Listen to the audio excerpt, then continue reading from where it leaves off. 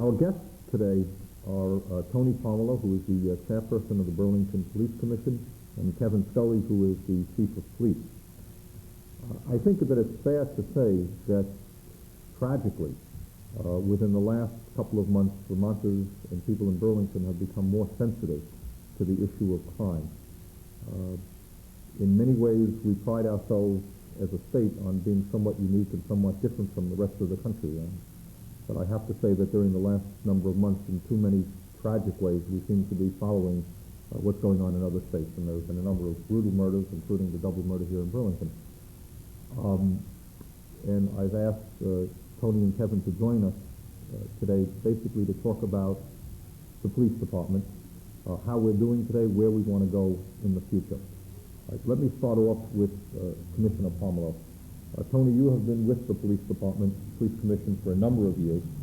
Okay, in your judgment, what kind of condition is the police department in today? How are we doing? Well, I've been on the commission since 1970.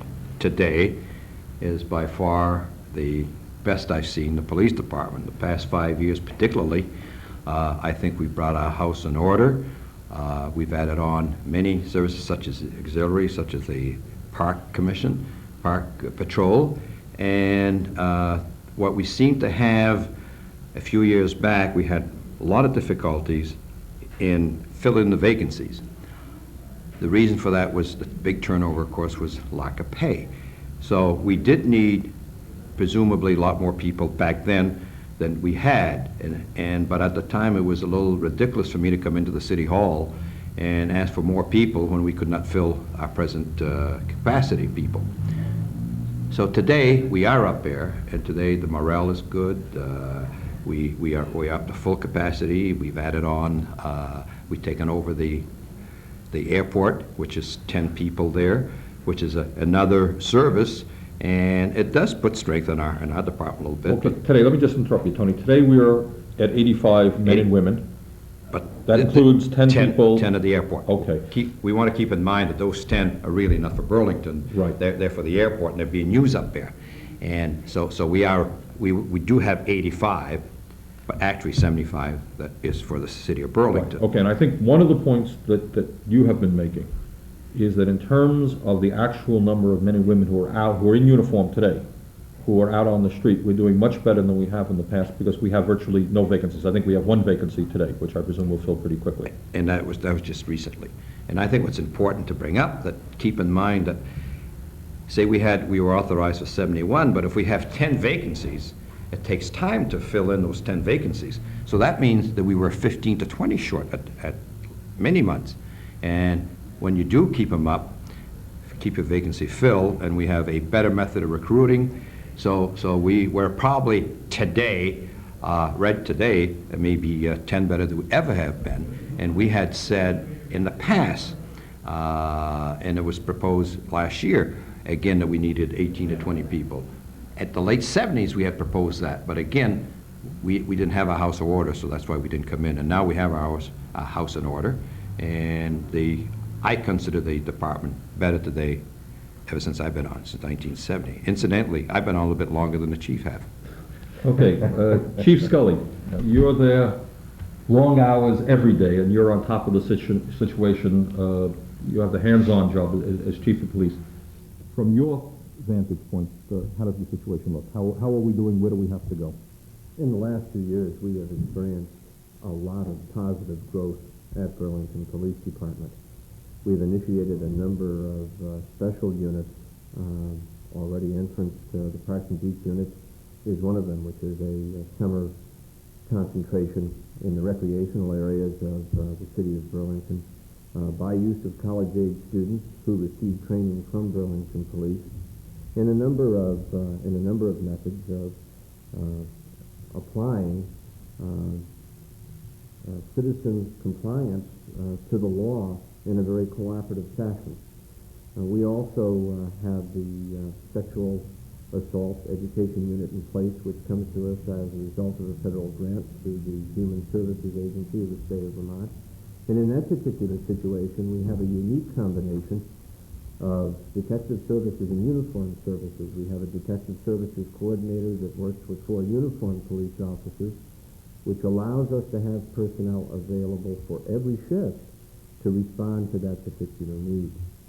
We also find that when we have a unit of that nature in place, that we experience more calls and more reports of the incident because people who are victims of sexual assault need to have in place a sensitive group of people that can deal with the complicated issues around sexual assault. And interestingly enough, with the task force attachment to this unit, we have a networking, which makes it even more positive in terms of the victim being able to get back on their feet. We have put together a waterfront marine response, which is unique in that it's police and fire working together. And our primary focus in that area is to be able to get out into the Burlington waterways for any medical emergency. We have the boat at Burlington Police and Burlington Fire have all of the life support equipment, so we've put together a team that is responsive to that kind of need if ever it arises. We have investigatively intensified our efforts from both the Detective Services Bureau side as well as the Uniform Enforcement side. In the Detective Services Bureau, we have reorganized under the command of Commander Glenn Button, the Detective Bureau, so that they are responding to the issue of drugs in our community. Let me stop you right there, because obviously drugs is an issue that everybody is very, very concerned about. As you well know, I'm sure better than I, many of the crimes that we see are one way or another related to drugs. Absolutely. Specifically, without obviously giving more detail than you can give, which is understandable, how have we been responding to the problems of drugs? What we did as of July 1 this year was to organize within the Bureau a special unit of 3 people who would work in concert with state police and the DEA Drug Task Force. That's the federal government. That's the federal government. We're working with the state and federal police. That's correct. And we commit 2 of our personnel to the DEA Task Force for added support in that effort. And what we have managed to do is coordinate our investigations on a tiered level. We have local investigations that are conducted by our special unit, and then we share information and vice versa with state police who are working on the state level. And then obviously the DEA task force works at a much higher level, more intense level. That's the level where it becomes very, very expensive to conduct the investigation. And then that information is shared. So it's a very comprehensive, coordinated effort. And in our particular situation, we have dovetailed into that investigative team the whole issue of recovery of stolen property, which is the linkage to the numbers of crimes that we would experience on the perimeter of the central issue, drugs and illegal substance in the community.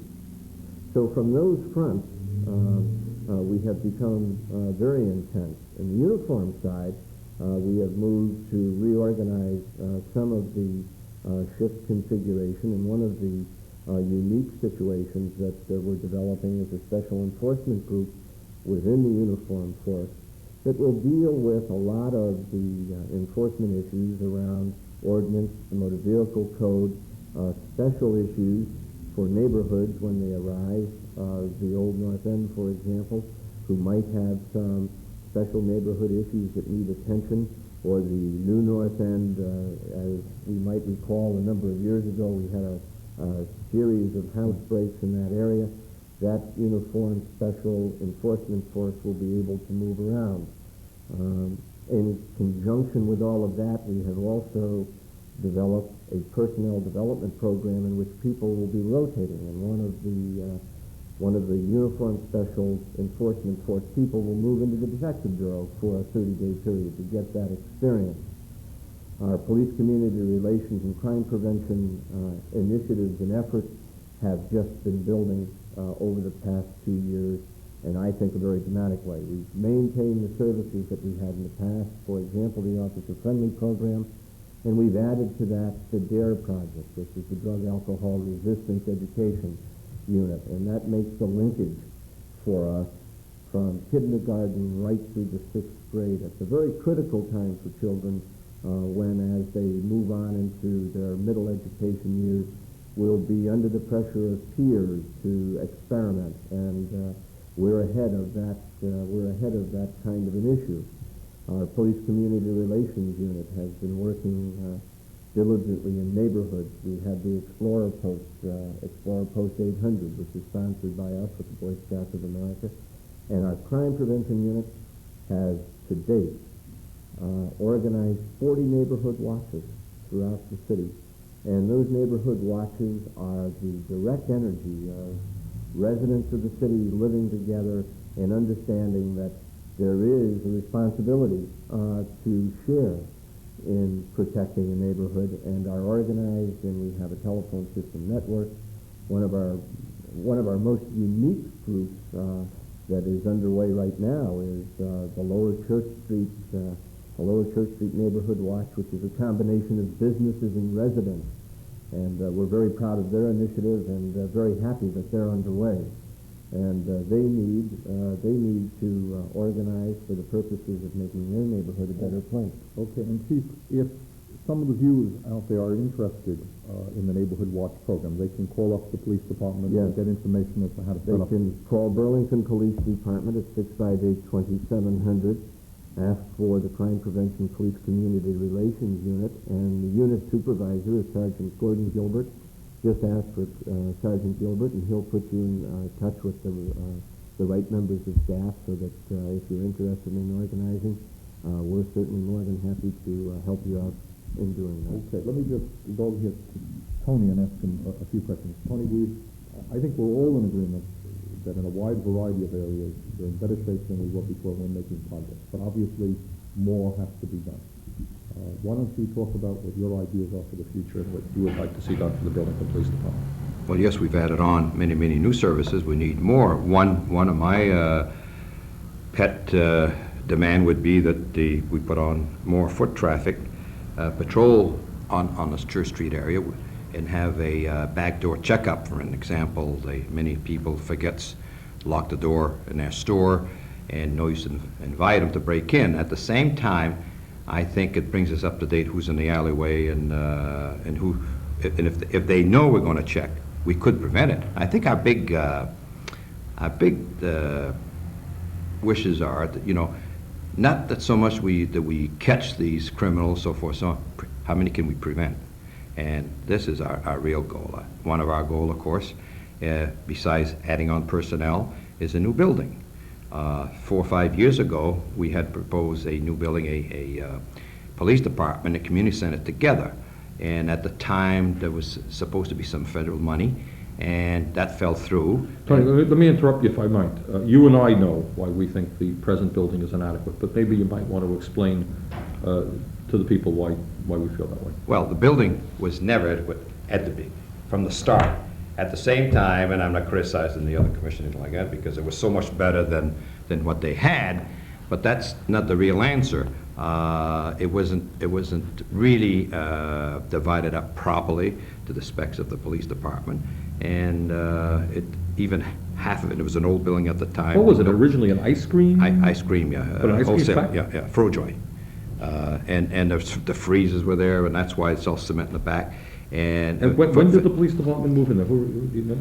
Roughly speaking? I would say in the early 60s or about 1966. 66 we've been in there since? Okay. And I understand from the past chiefs that, they were never brought in, and this is something we're not doing, never brought in to really work over the plan, that somebody said, well, this is a pretty good building, and we'll divide it this way, and here they are.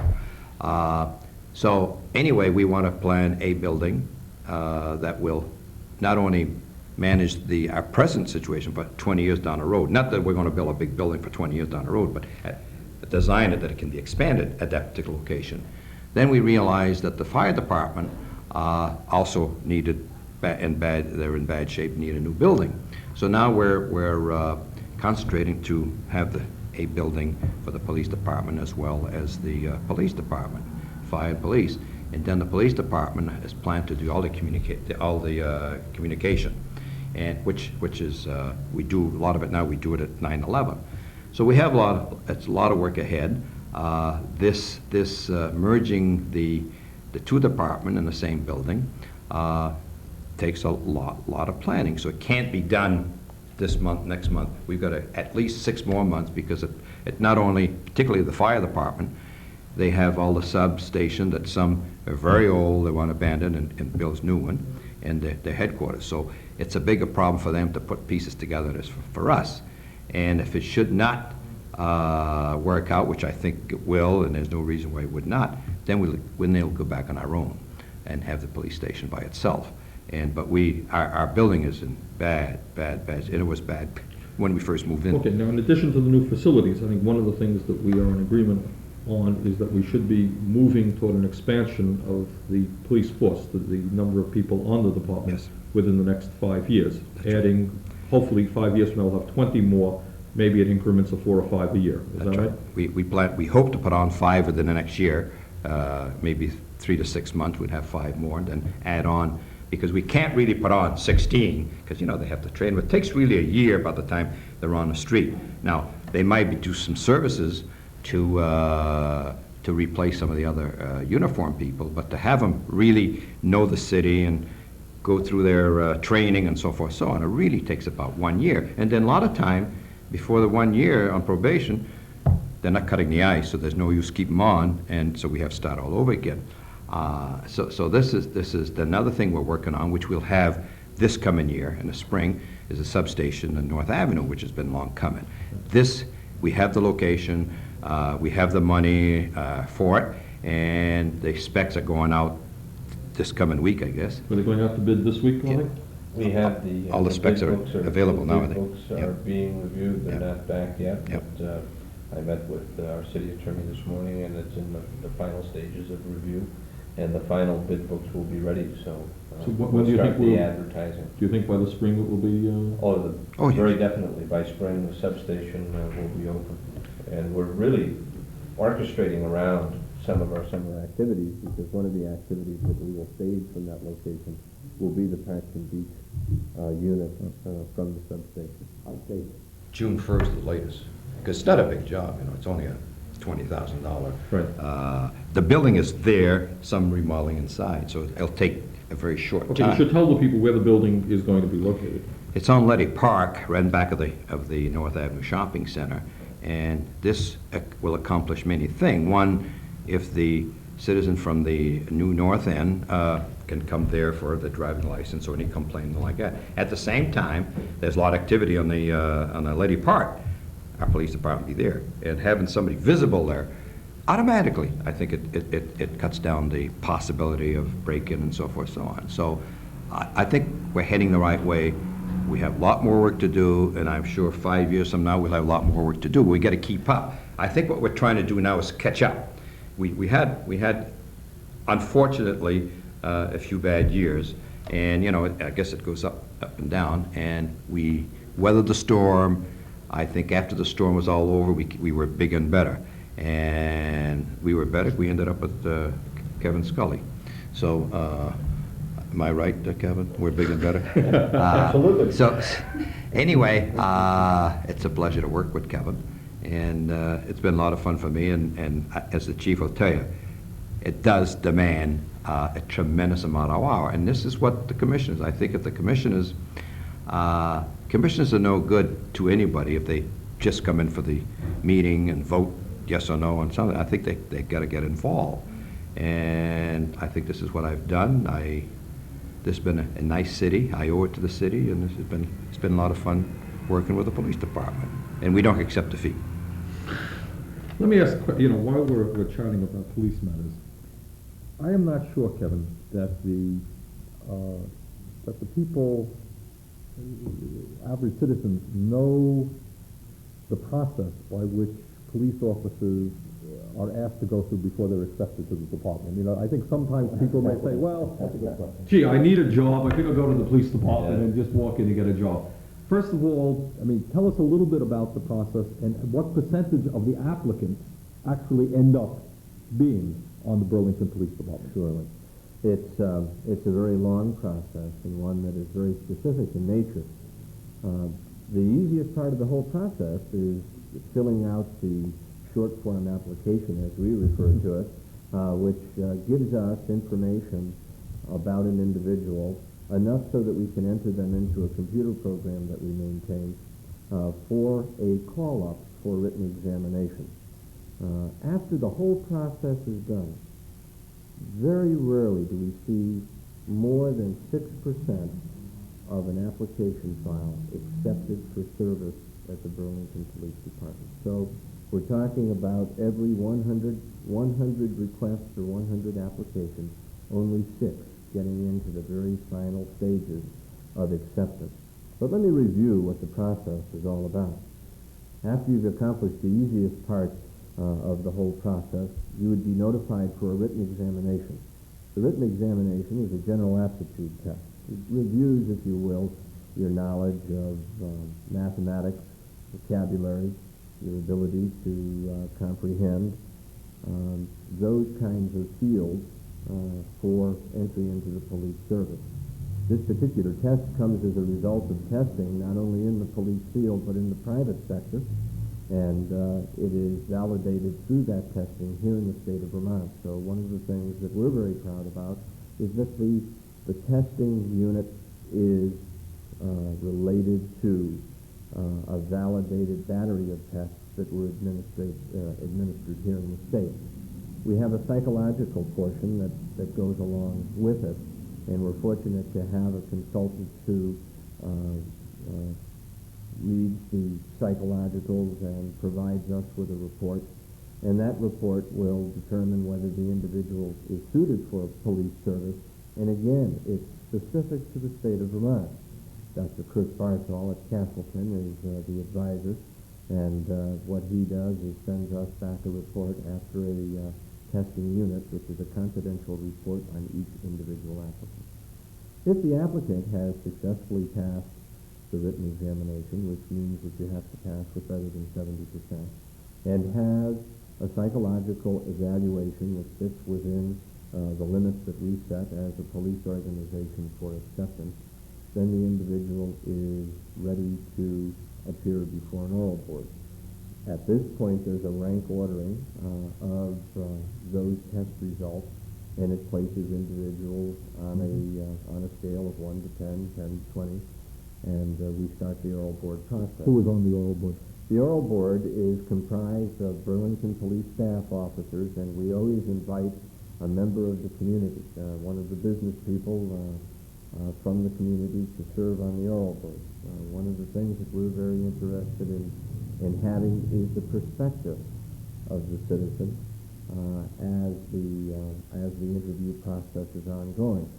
The interview takes approximately an hour, and it deals with, for the most part, issues around an individual's propensity, for example, in the use of alcohol or any other substance, their understanding of what the enforcement of law really means. We're very interested in their backgrounds and the opportunity for them to share with us what they think is important about their own personal lives.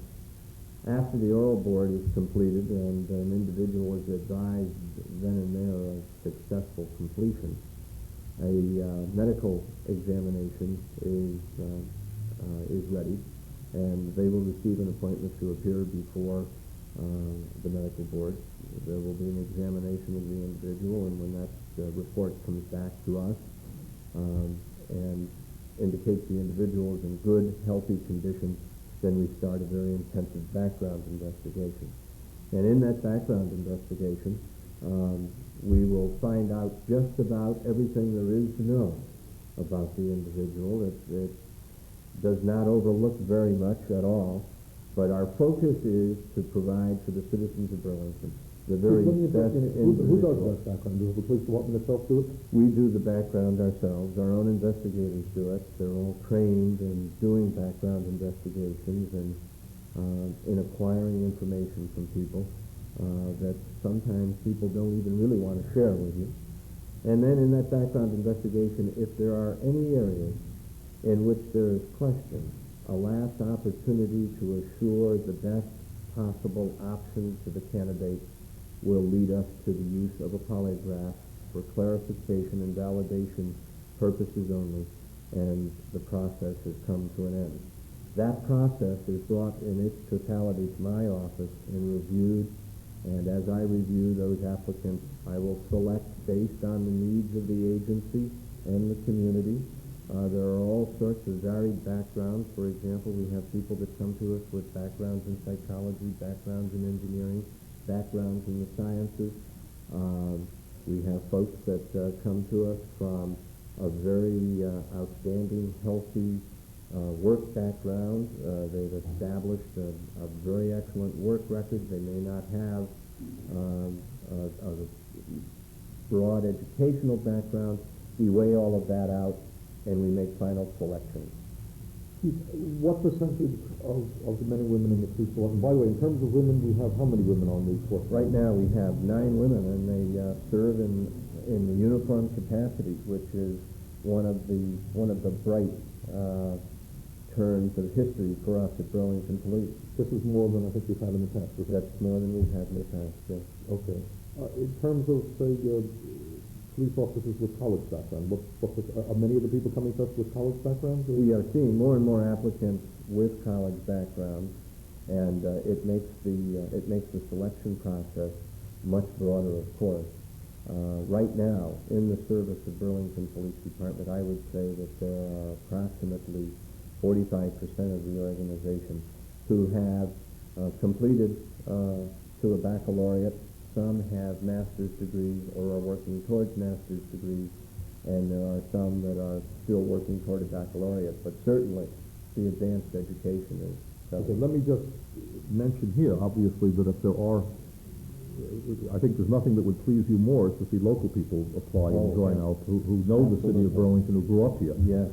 So if there are men and women who are interested in serving in the Burlington Police Department, they can simply get application forms from the department itself. That's absolutely correct. Again, just call Burlington Police Department, the Administrative Services Bureau, 658-2700. Commander John King or Lieutenant Roy Gates would be the people to be in touch with, and they would start you on the application process at a point well taken. Sometimes people feel very uncomfortable about serving in the police department in the community that they grew up in. It really doesn't make a difference. Law enforcement is really a science. It's people management, and an individual who grew up here can enforce the laws here. Chief, I can see that we're running out of time, and what I would simply like to say to you at this time, and I think I speak for the people of all of Burlington, is to congratulate your department for the excellent job which it appears that they have done in terms of the recent murder that took place in the city. You have the respect of the whole city. Okay, Tony, we just have a little bit of time left. Any parting thoughts? Well, I think my parting thought is, I guess, that's sort of a dream come true for what the department is now, and the new personnel and the new building coming. So I think we have achieved the goal that I've been looking for the past 15 years. So I guess if you fight long enough and don't give up, you win. Okay, and let me simply conclude by thanking Commissioner Tony Pomerleau and Police Chief Kevin Scully for joining me today. To say that I think, obviously I'm a little bit prejudiced, I think we have a number of outstanding departments here in the city of Burlington, and there's none that's any better than our police department. So I just want to thank both of you for joining me. Because we think there's only one. Okay, thank you. Can I go to work now?